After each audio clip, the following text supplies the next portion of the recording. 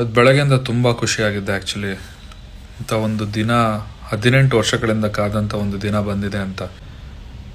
Literally ನಾನು ಕೂಡ ಇವತ್ತು ಆ ಕ್ರೌಡ್ ಮಧ್ಯದಲ್ಲಿ ಹೋಗಿ ಬಂದೆ. ಗೇಟ್ ನಂಬರ್ 3ಗೆ ನನಗೆ ಹೋಗಲಿಕ್ಕೆ ಪಾಸಸ್ ಸಿಕ್ಕಿತ್ತು. ಸೊ ಆ ಗೇಟ್ 3 ಅಲ್ಲ, ಅದರ ಹತ್ರನೂ ನಮಗೆ ಹೋಗೋಕ್ಕಾಗಲಿಲ್ಲ.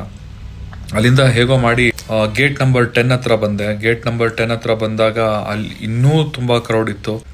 ಒಂದು ಮೂಮೆಂಟಿಗೆ ನನಗೆ ಉಸಿರಾಡೋಕ್ಕೆ ತುಂಬ ಕಷ್ಟ ಆಯಿತು.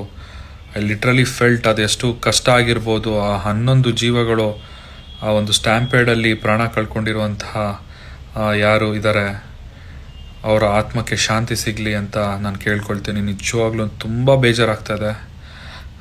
ಐ ಡೋಂಟ್ ನೋ ಇದಕ್ಕೆ ಯಾರು ಹೊಣೆ ಅಂತ ಹೇಳೋದು ತುಂಬ ಕಷ್ಟ ಆಗ್ತಾಯಿದೆ. ಕರೆಕ್ಟಾಗಿ ಆರ್ಗನೈಸ್ ಮಾಡಲಿಲ್ವಾ? 18 ವರ್ಷಗಳ ಕಾಲ ಕಾದಿರುವಂತಹ ದಿನ ಬಂದಿದೆ ಅನ್ನೋ ಒಂದು ಎಕ್ಸೈಟ್ಮೆಂಟ್ ಈ ರೀತಿ ಇರುತ್ತೆ ಅಂತ ಯಾರಿಗೂ ಗೊತ್ತಾಗಲಿಲ್ಲ ಅನಿಸುತ್ತೆ. ಇಲ್ಲ, ಇನ್ನೊಂದು 2 ದಿನ ಬಿಟ್ಟು ಆರ್ಗನೈಸ್ ಮಾಡಿ ಕರೆಕ್ಟಾಗಿ ಶನಿವಾರನೋ ಭಾನುವಾರನೋ ಇವೆಂಟ್ ಮಾಡ್ಬೋದಾಗಿತ್ತ, ಪಾಸಸ್ಗಳನ್ನ ಹಂಚಿಕೆ ಮಾಡಿ. I really don't know.